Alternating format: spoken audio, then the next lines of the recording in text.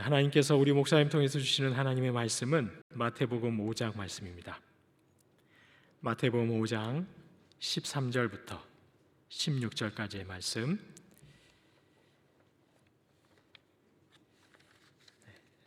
저와 여러분 한 절씩 교독하실 텐데요. 제가 먼저 13절 말씀을 보겠습니다.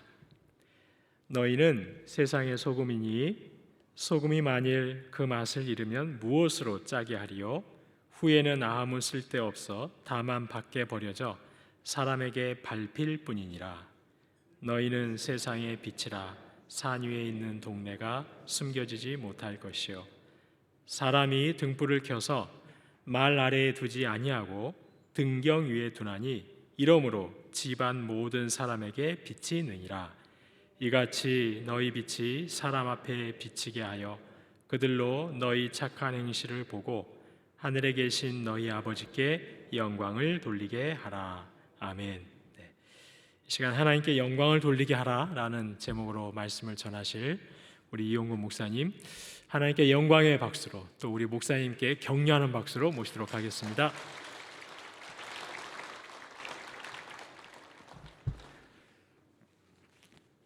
오늘 예배를 참석하는 모든 분들에게 하늘의 아름다운 보고가 이루어져서 아브라함과 이삭과 야곱의 축복이 함께 하실 소망하며, 또한 때에 따라 이른 배와 늦은 배의 축복이 함께 하시기를 정말 소망합니다. 감리교 출신의 목사님이 쓰신 책이 있습니다. 광야를 살다라는 책이 있습니다.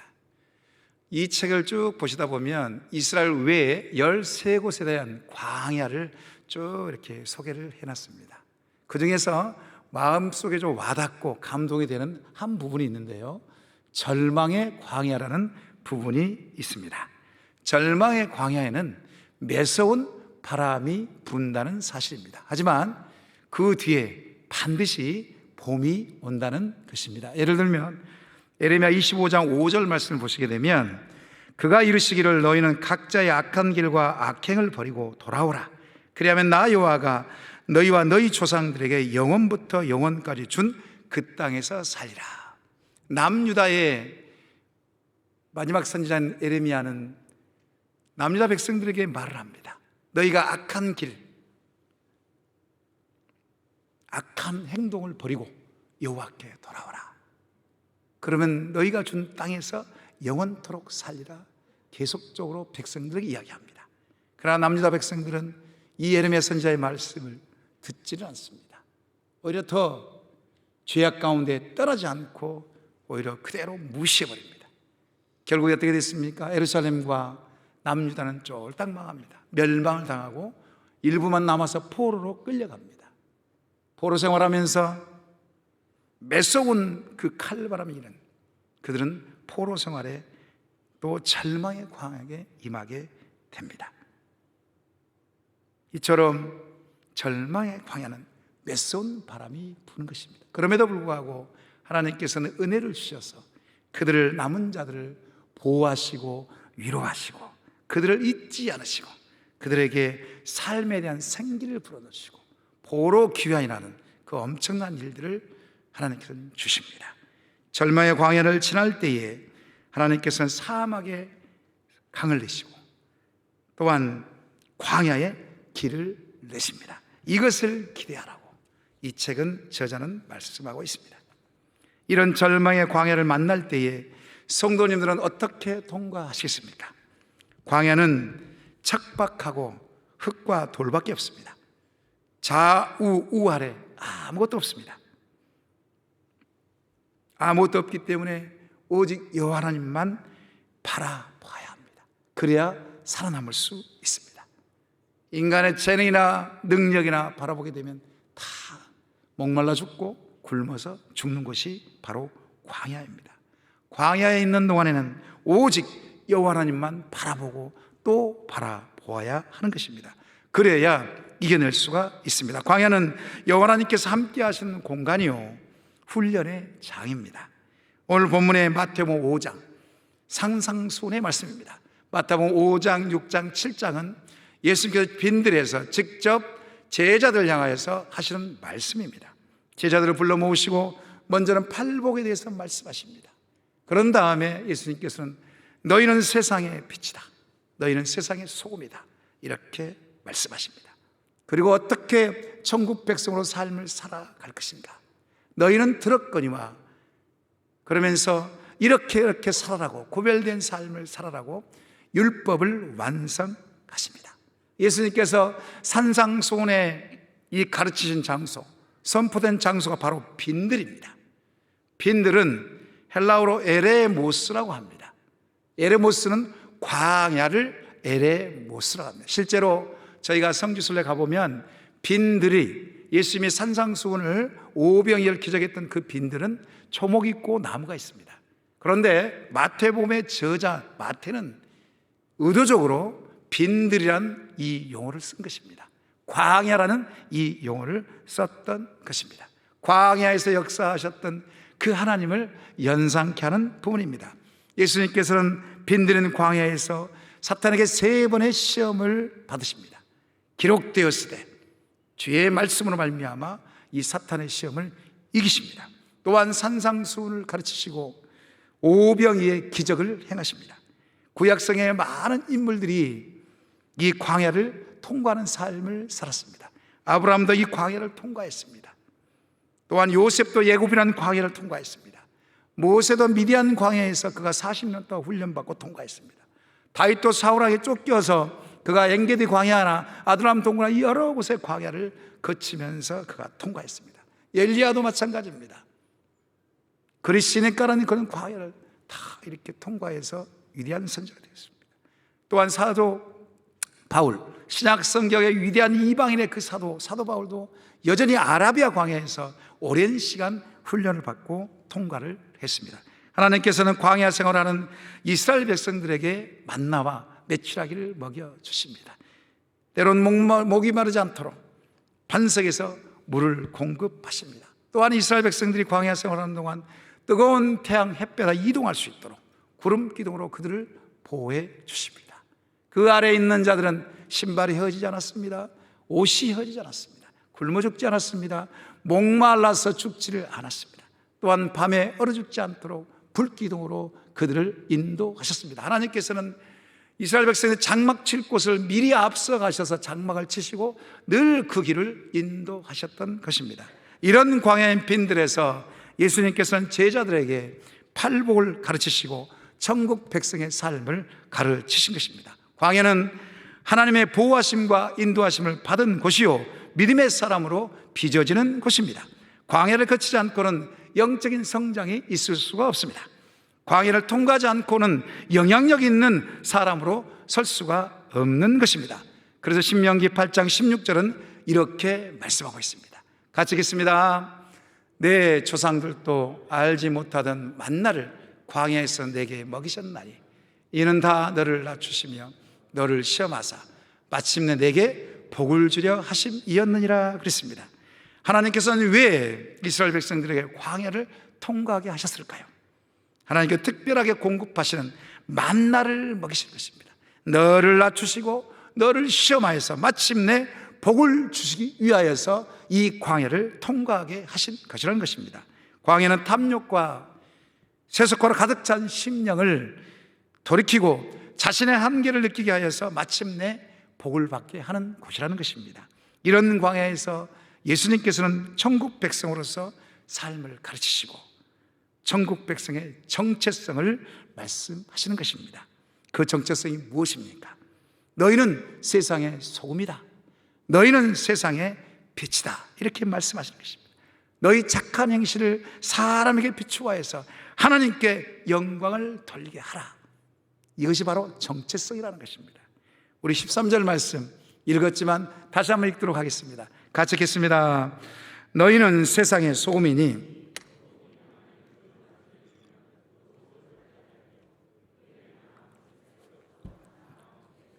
사람에게 밟힐 뿐이라. 고대 사회에서는 이 소금을 조미료와 방부제로 사용하였습니다. 이스라엘의 소금은 우리나라처럼 염전을 만들어서 증발해서 이렇게 쓰는 소금이 아닙니다. 사해바다 남쪽의 늪지대에서 채취하여서 사용합니다. 불순물이 없는 질이 좋은 소금은 상업적 가치가 있어서 아주 유용합니다. 하지만 불순물이 있는 소금, 이런 소금은 질이 떨어지기 때문에 쓸모가 없어서 다만 밖에서 버려버립니다. 실제로 이스라엘에서는 집을 지을 때 지붕을 평평하게 짓습니다. 평평하게 지을 때에 그때에 그 위에 기초적인 나무를 얹고 나서 흙을 이렇게 덮습니다. 덮을 때에 소금을 친다고 그래요. 잘 붙도록. 그래서 사람들이 언제든지 지붕에 올라가게 되면 밟힐 수 있도록 그렇게 만든다고 합니다. 이것은 천국 백성으로서 소금의 역할, 짠맛을 내지 않으면 세상 사람들에게 비웃음거리가 되지 말라고 지금 이렇게 말씀하고 있는 것입니다. 너희가 불순물이 끼어서 짠맛을 내게 되면 세상 사람이 짓밟힌다, 이거를 말씀하고. 우리의 현실 어떻습니까? 안타깝게도 우리의 현실은 얼마나 많은 기독교인들이 비리와 음란과 부패에 연루되었는지 모릅니다. 북한 선교를 하신 한 목사님이 간증을 들었습니다. 이 목사님이 간증하실 때 미국에서 이 성인 음란물 업체가 해킹을 당했습니다. 해킹을 당해가지고 명단이 공개되었는데 절반 50% 이상이 기독교 교인이라는 것입니다. 우리나라도 예외일 수 없습니다. N번방 사건 아시죠? 이런 사건의 명단이 공개되게 되면 아마 이것과 비슷할 수도 있고 더 못할 수도 있지만, 이렇게 명단이 공개됐을 때에 기독교인이 연루됐다는 것, 이건 상당히 충격적이었습니다. 기독교인들이 세상의 문화를 따라가고 부패하고 타락하고 음란에 빠져 있음을 짐작할 수 있는 부분입니다. 저도 여기서 자유롭지 못합니다. 많은 죄를 지었습니다. 조롱의 대상이 된 것이죠, 세상 사람들에게. 이러는 가운데 기독교인들이 다시금 회개하고 돌이키고 초심으로 돌아가 소금의 역할을 감당해야 하는 것입니다. 그래서 마가복음 9장 50절에 이렇게 말씀하고 있습니다. 같이 읽겠습니다. 소금은 좋은 것이로되 만일 소금이 그 맛을 잃으면 무엇으로 이를 짜게 하려? 너희 속에 소금을 두고 서로 화목하라 하시니라.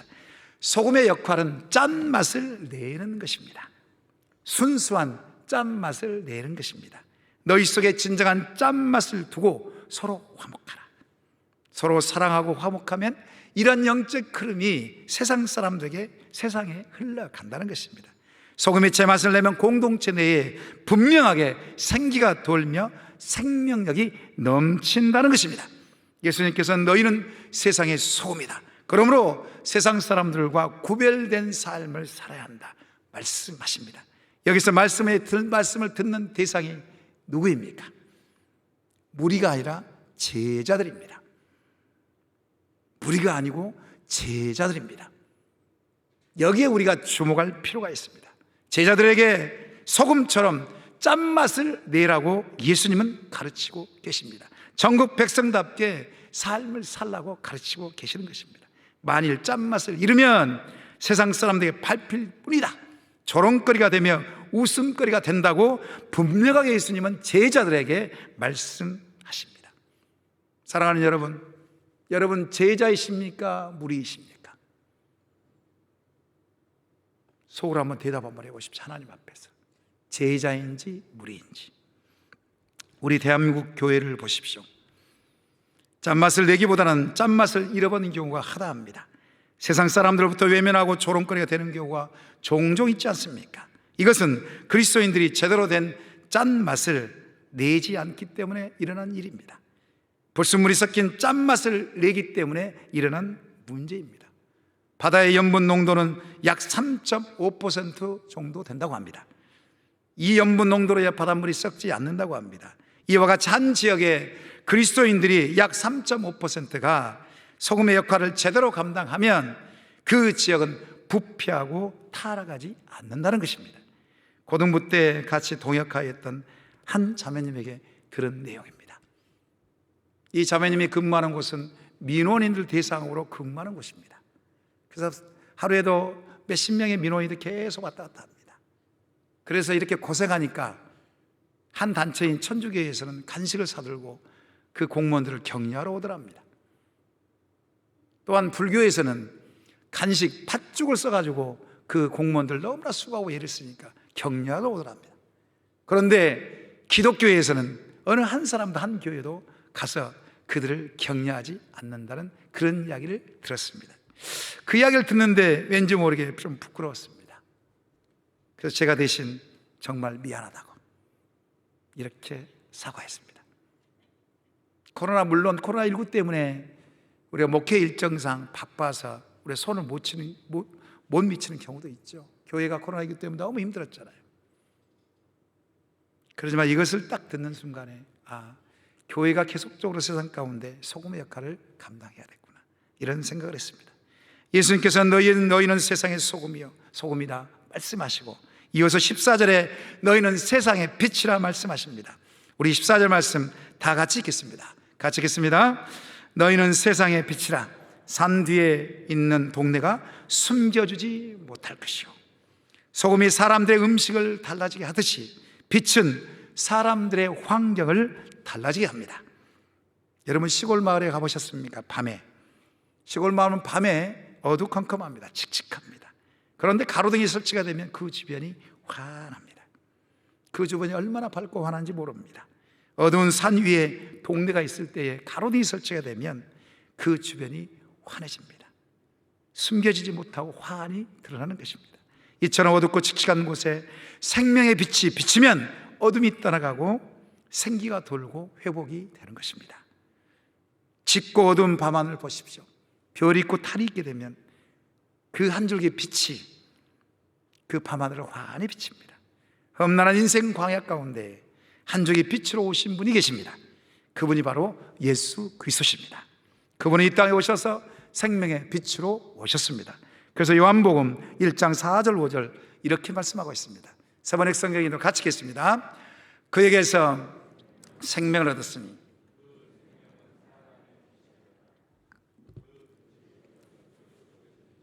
어둠이 그 빛을 이기지 못하였다. 그에게서, 바로 예수 그리스도를 가리키시죠. 우리는 예수님으로부터 생명을 얻었습니다. 죄가 어둠 속에 있는 우리들을 예수님의 생명의 빛이 비춤으로 우리를 죄악 가운데 해방시키시고 자유함을 얻게 하셨습니다. 어둠은 이 빛을 이길 수 없습니다. 더 이상 우리는 영적인 어둠의 자녀가 아닙니다. 빛의 자녀가 된 것입니다. 예수님의 생명의 빛이 비추면 어둠이 떠나가고 생명이 역사하는 것입니다. 이 빛이 비추면 악하고 더러운 것들은 떠나가고 평안과 기쁨이 넘치게 되는 것입니다. 그래서 요한복음 8장 12절에 이렇게 말씀하고 있습니다. 다 같이 읽도록하겠습니다. 예수께서 또 말씀하여 이르시되 나는 세상의 빛이니 나를 따르는 자는 어둠에 다니지 아니하고 생명의 빛을 얻으리라. 예수님을 온전히 따라가 보십시오. 그는 어둠에 다니지 않습니다. 영적 어둠에 사로잡히지 않습니다. 예수님을 온전히 쫓는 것 정말 중요합니다. 저에게는 사랑하는 아들 이삭이가 있습니다. 이 이삭이는 어둠을 무척 싫어합니다.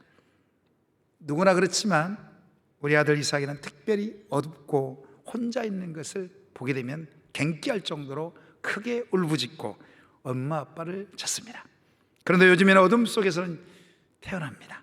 왜냐하면 엄마 아빠가 항상 옆에 있는 것을 알고 있고 한 줄기 사랑의 빛이 계속적으로 공급받고 있기 때문에 우리 이삭이가 어둠 속에 태어난 것입니다. 지금은 빛의 자녀로 기가 죽지 않고 당당하게 씩씩하게 잘 성장하고 있습니다. 물론 엄마 아빠 말도 안 들어가지고 성질도 부리고 올 새벽에도 일찍 나와서 뭐라고 하더라고요. 지 마음에 안 들어서. 물론 그렇지만 우리 이삭이는 기가 죽지 않았습니다. 잘 성장하고 있습니다. 생명의 빛이 비치면 산 위의 동네가 숨겨지지 못하듯이 하나님께서는 우리 이삭의 어둠을 다 몰아내 주셨습니다. 하나님의 은혜입니다. 정말 하나님께 감사를 드립니다. 또 이삭이가 밝고 건강하게 성장하도록 기도해 주신 모든 성도님들께 정말 감사를 드립니다. 특별히 우리 권사님들과 우리 집사님들과 장로님들, 전도폭발 훈련 국장님들, 팀원들에게 정말 감사를 드립니다. 지난 6년 동안 우리 이삭이가 너무 밝고 건강하게 씩씩하게 잘 자라서 정말 감사를 드립니다. 저는 우리 집안의 1대 기독교인이요 목사입니다. 어렸을 때 잠깐 교회를 다녔고 제대로 믿음 생활한 지는 우리 새순교회에서 다니면서 시작되었습니다. 비록 긴 시간 아니지만 지난 23년 동안 새순교회에서 여호사 청년부로, 장년부로 올라와서 총각 집사로, 또한 안수 집사 피태까지, 그러면서 이 청년부에서 청년국장으로, 또 신학교 입학하면서 전도사로, 강도사로, 또 부목사로 지금까지 달려왔습니다. 새순교회에서 평신도와 교역자 생활을 뒤돌아보니 참 부족한 점이 너무나 많았구나, 소금과 빛의 역할을 잘 감당하지 못했구나, 아쉬움이 많이 들었고 정리하는 시간이 되었습니다. 저로 인해서 혹시라도 마음이 아팠던 성도님들이 계신다면 너그러 용서해 주시고 이해해 주시면 정말 감사하겠습니다. 부족한 저희지만 새순교회에서 많이 성장하고 훈련을 받았습니다. 올로 목사님으로부터는 영성과 전도와 선교를, 또 이대 목사님으로부터는 훈련과 행정을 많이 배웠습니다. 고등부 3년을 섬기면서 청소년에 대한 비전을 품게 되었고, 장년부 7년을 섬기면서 목회에 대한 경험을 쌓게 하셨습니다. 전도 폭발 훈련과 제자 훈련과 성장 프로그램을 통하여 영적 성장을 많이 가져왔습니다. 이 모든 것이 하나님의 은혜요, 성도님들의 기도와 관심과 사랑으로 된 것입니다. 정말 감사드립니다. 지난 23년을 정리하면서 참 많은 은혜를 누렸구나. 어둠 속에 살았고 꿈과 비전이 없었던 저를 새순교회에서 단기 선교와 비전 트립, 교회가 없는 지역의 전도회, 성지순례까지 다 가게 하셨고, 그곳에서 하나님의 꿈을 꾸게 하시고 비전을 발견하게 하시고 품게 하셨습니다. 모두가 다 하나님의 은혜요, 성도님들의 기도 덕분입니다. 이제 저는 개척의 길로 갑니다. 개척이라는 광야의 길로 갑니다. 참으로 쉽지 않는 길입니다. 하지만 때가 되었고 꼭 한 번은 도전해보고 싶었습니다. 하나님의 교회가 어떻게 세워지고 하나님의 일하심이 어떤 것인지 인생 중반부에 경험하고 싶은 것입니다. 어렵고 힘든 길이지만 주님이 동행해 주시면 능히 이겨내리라 믿습니다. 성도님께서 기도로 동역해 주시고 동참해 주시면 능히 이겨내리라 믿습니다. 개척은 영적 전쟁입니다. 사탄 마귀의 공격이 심하고 환경과 사람이 믿음을 흔들리게 만듭니다. 그래서 기도 없이는, 말씀의 무장 없이는, 믿음이 없이는, 동역자들의 섬김이 없이는 힘든 길인 것입니다. 어떤 큰 교회 목사님이 개척할 때에 가난하고 돈이 없었습니다. 연약한 목사님이셨어요. 그런데 한 권사님에게 하나님께서 음성을 주셔서 그 목사님 섬기라 음성을 주신 것입니다. 그 목사님은 그 음성에 따라 그 목사님을 열심히 섬겼습니다. 그 섬김 속에 그 목사님은 대형 교회를 이루시고 지금은 왕성하게 사역하고 있습니다. 그래서 그 목사님의 그 후원했던 권사님, 섬겼던 권사님을 천사 바라기라고 합니다. 애칭이 그랬습니다. 그래서 저에게도 이제 개척 기도하면서 저도 이 바라기를 붙여주십시오. 하나님, 권사님 중에 이 바라기를 붙여주십시오. 저 목사님에 붙여던 천사 바라기 저에게도 붙여주십시오. 이렇게 기도하고 있습니다. 우리는 세상의 소금이요 빛입니다. 이 빛을 세상 사람들에게 비추어야 합니다. 본문 16절에 보시게 되면 예수님께서는 이 빛을 사람에게 비추라 명령하십니다. 너희 착한 행실을 모든 사람에 비추어서 하나님께 영광 돌리라 말씀하십니다.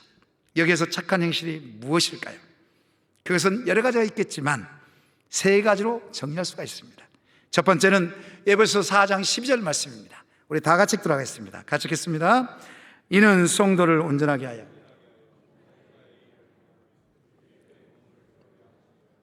첫 번째로 착한 행실은 그리스도의 몸을 세우는 것입니다. 두 번째로 디모데전서 5장 10절 말씀입니다. 다 같이 들어가겠습니다. 선한 행실의 증거가 있어 혹은 자녀를 양육하며 혹은 나그네를 대접하며 혹은 성도의 발을 씻으며 혹은 환난 당한 자를 구제하며 혹은 모든 선한 일을 행한 자라야 할 것이요. 또 한마디로 두 번째로 착한 행실은 사람을 세우는 것입니다. 세 번째는 디도서 3장 1절 말씀입니다.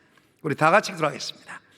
너는 그들로 하여금 통치자들과 권세 잡는 자들에게 복종하여 순종하며 모든 일 선은 준비하게 하며, 또 이거 세 번째로 착한 행실을 정리하려면 세상을 변화시키는 것입니다. 결론적으로 착한 행실은 그리스도의 몸을 세우기 위하여 복음을 전하여 사람을 세우고 세상을 변화시키는 것입니다.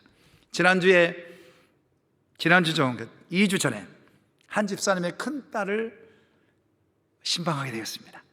신방 요청을 받는 것입니다. 이 큰 딸이 50세가 좀 넘었습니다.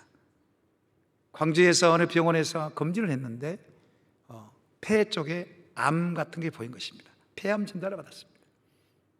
그래서 큰 병원 소홀에 가기 전에 교구 목사님 저쪽에 신방 요청을 한 것입니다. 기도 한번 해달라고 갔습니다. 순장님과 같이 가서 같이 하나님 말씀도 나누고 복음도 전했습니다. 그래서 이 예수님을 영접하시겠습니까? 물어봤을 때 이 큰 따님은 망설였습니다. 그래서 옆에 있는 엄마 집사님이 영접하라고 막 이야기했습니다.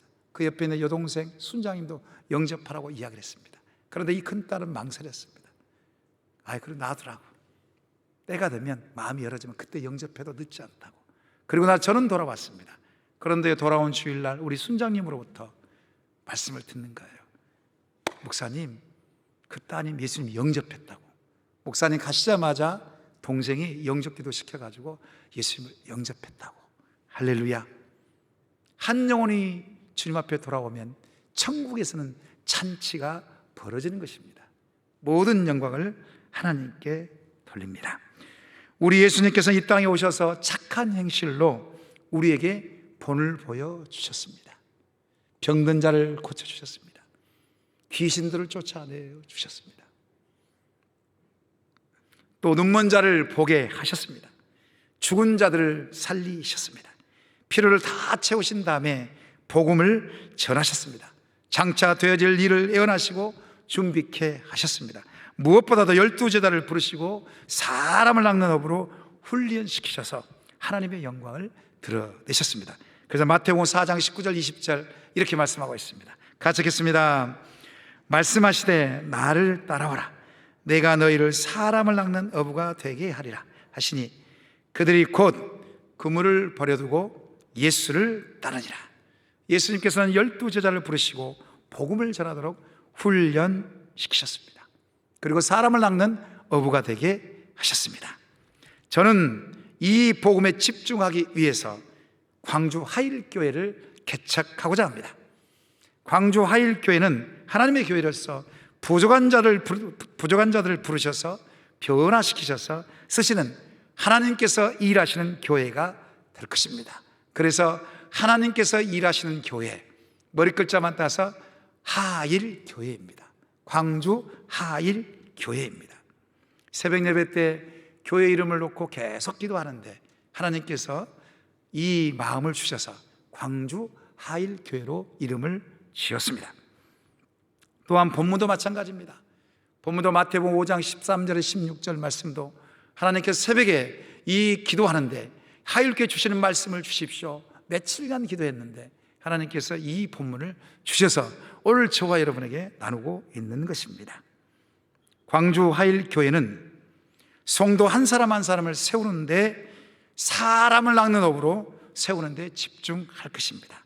사람을 키우는 일에 집중할 것입니다. 그래서 착한 행실 3가지로 정리했잖아요.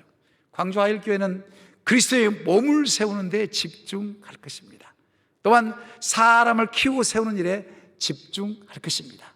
또한 재정도 12월부터 시작할 때 한 달에 그 재정의 50%를 선교와 전도와 구제하는 데 물질을 흘러보내기로 작정을 했습니다. 하나님, 재정을 어떻게 할까요? 이렇게 기도했을 때 하나님께서는 재정을 흘러보낼 수 있는 전주 안디옥교회, 깡통교회가 생각나게 하셨습니다. 그 교회는 재정의 70%를 세상으로 흘러보냅니다. 그래서 기존교회는 어렵습니다. 하지만 개척교회는 처음부터 시작하기 때문에 가능합니다. 그래서 하나님께서 제게 이 마음을 주셔서 사람을 세우고 그리스도의 몸을 세우기 위해서 재정의 50%를 세상 가운데 흘러보내자.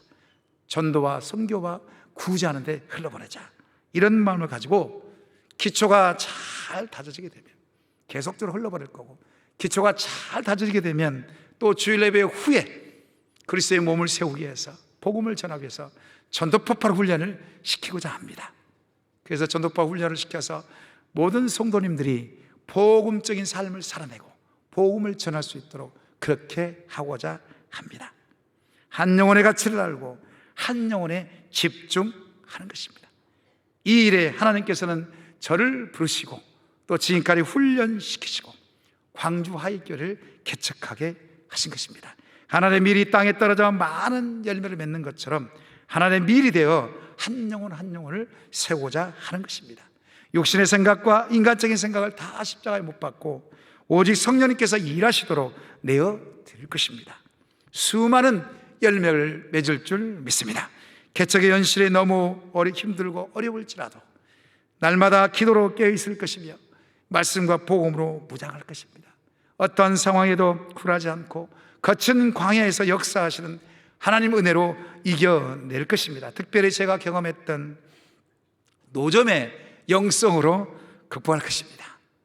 저는 신학교 7년을 다녔습니다. 여러 번 내가 말씀을 드렸습니다. 4년 6개월을 신학교 다니면서 길거리에서 신발 팔아서 학비를 좀 보태고 생활비를 좀 보탰습니다. 그래서 저는 노점하는 이 기간 4년 6개월을 저에게는 개인적으로 가장 복된 시간이다 라고 저는 생각하고 있습니다.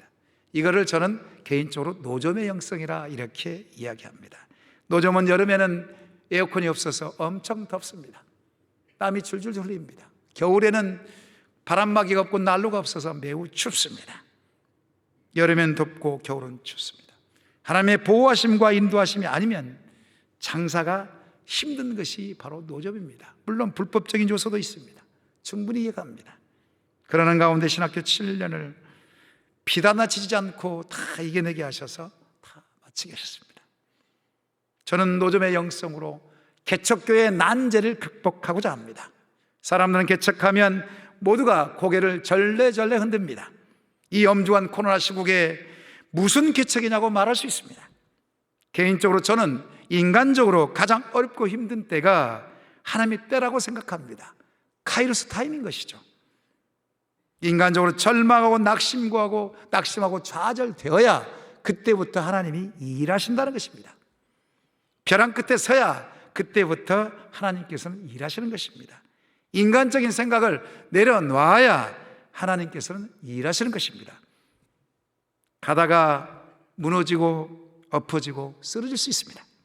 하지만 그때마다 다시 일어서는 용기와 믿음이 있다면 얼마든지 이겨내는 것입니다. 나의 힘과 능력이 아닌 오직 주의 능력으로 일어서는 것입니다. 예수의 이름으로 나는 일어서리라. 주가 주신 능력으로 나는 일어서리라.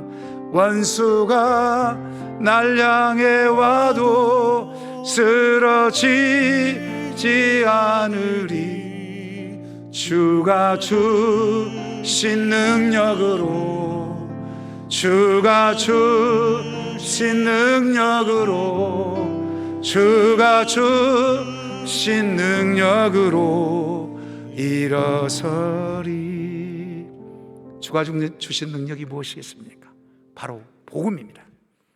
이 복음이 제 안에 있다면, 성도님들 여러분 안에 있다면 인생의 고난과 역경, 환난은 반드시 이겨낸다고 저는 확신합니다. 이러한 복음이 저와 여러분의 있기를 이 시간 소망합니다. 올해 2021년도 2달 남았습니다. 11월, 12월. 우연인지 몰라도 오늘 11월 7일입니다. 지금부터 딱 2달 남아 있습니다. 이 2달 남은 기간 동안에 가장 가치 있는 일에 집중하셨으면 좋겠습니다. 가장 가치 있는 일이 무엇일까요? 그것은 한 영혼을 품고 그 영혼을 위해서 기도하는 것입니다. 그 영혼을 위해서 전도 복음을 전하는 것입니다.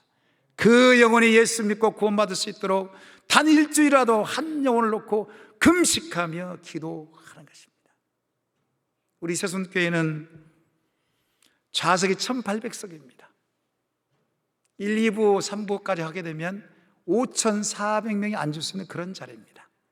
코로나19 시국에 1m 간격을 띄워도 최소한 2500명이 앉을 수 있는 그런 자리입니다. 지금 현재 코로나 때문에 우리는 600명 정도가 출석하고 계십니다. 또한 온라인으로 현장 예배로 한 200명 정도가 예배를 드리십니다. 그럼 다 합쳐서 800명입니다. 저는 여러분들이 남은 2달 동안에 이 빈자리를 채우셨으면 좋겠습니다. 내 가족 중에, 내 친척 중에, 내가 아는 사람 중에 저 사람은 꼭 예수를 믿었으면 좋겠어. 그를 위해서 2달 동안 여러분이 금식하며 기도하며 또한 시간을 들이고 물질을 들여서 그 영혼을 섬기셨으면 좋겠습니다. 우리 새순교회는 영적인 바탕과 토대가 전도와 선교입니다.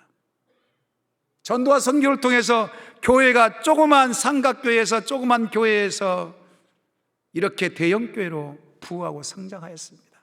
이런 초심을 저와 여러분들은 잊지 않으셨으면 좋겠습니다. 여기에 여러분이 2달 동안 집중하셨으면 좋겠습니다. 거기에는 믿음 생활하다가 쉬고 있는 가난한 영혼들이 있을 것이고, 거기에는 예수님을 믿지 않는 생고구마 같은 영혼들이 있을 것이고, 복음에 절대적으로 필요한 한 사람이 있을 것이고, 이단에 빠져서 헤매고 있는 불쌍한 한 영혼이 있을 것이고, 우상 숭배에 심취되어 있는 한 영혼이 있을 것입니다. 이러한 영혼을 품고 날마다 기도하고 한 끼 금식하며 기도하고 또 그 영혼을 섬기기 위해서 대가를 지불하고 시간을 들이고 물질이 돼서 그 영혼이 마음이 풀어지도록, 관계가 회복되도록, 마음이 문이 열리도록 이렇게 2달 동안 하시면 어떨까요? 그러게 되면 남은 2021년 마무리할 때에 가장 가치 있는 일이 된다고 저는 확신합니다. 이렇게 한 영혼에 집중하시게 되면 분명한 것은 나의 영혼이 산다는 것입니다. 예수님께서는 먼저 그의 나라와 그의 의를 구하라 이렇게 분명히 말씀하셨습니다. 그리하면 이 모든 것을 너에게 더하신다고 분명히 말씀하셨습니다. 하나님의 나라와 의가 무엇이겠습니까? 바로 영혼 구원 아니겠습니까? 한 영혼을 품고 간절히 하나님 앞에 기도해 보십시오. 그러게 되면 하나님의 일하심을 경험할 줄 믿습니다. 어떤 것에 묶여 있으십니까? 영적으로 위축되어 있으십니까? 삶이 지쳐서 고단하고 힘이 드십니까? 아니면 영적인 침체를 회복하기를 원하십니까? 그렇다면 한 영혼을 품고 그에 대한 대가를 여러분 지불하십시오. 시간을 들이시고 물질을 들이십시오. 이것이 바로 나를 부패하지 않고 타락하지 않도록, 음란하지 않도록 방지하는 것이요 영적 어둠에 다니지 않도록 해주는 것입니다. 한 영혼에 대해 날마다 시간을 정해 기도하시기를 여러분 결단하시기를 바랍니다. 한 영혼에 대해 대가 지불을 하기를 거침없이 주저없이 결단하시기 바랍니다. 이 위대한 주님의 사역에 결단하시고 도전하시는 여러분들에게 우리 성령님께서는 지혜와 용기와 총명과 지식의 영을 충만하게 부으실 줄 믿습니다. 말씀을 정리합니다. 우리 예수님께서는 너희는 세상의 소금이요 빛이라 말씀하셨습니다. 먼저는 세상입니다. 두 번째는 동네입니다. 세 번째는 집안 모든 사람입니다. 가정이라는 것이죠. 세상의 모든 성도님들이 세상과 지역과 가정, 소금과 빛의 역할을 잘 감당하시길 정말 소망합니다. 세상의 부패와 타락, 그리스도인들의 손에 달려 있습니다. 우리가 이 세상과 지역과 가정을 책임져야 하는 것입니다. 이러한 소명을 저와 여러분에게 주셨다는 것입니다. 그래서 한 영혼을 세우고 그들에게 복음을 전하는 일, 이 착한 행실, 이것을 통하여서 하나님께 영광 돌리시기를 이 시간 간절히 소망합니다. 부디 앞으로 세워질 광주 화일교회와 광주 새손교회가 이 일의 사명감을 가지고 하나님께 영광 돌리는 아름다운 교회가 되시기를 이 시간 축원합니다. 아멘. 이 시간 우리 은혜로다 우리 찬양하시면서 기도하는 시간을 갖도록 하겠습니다.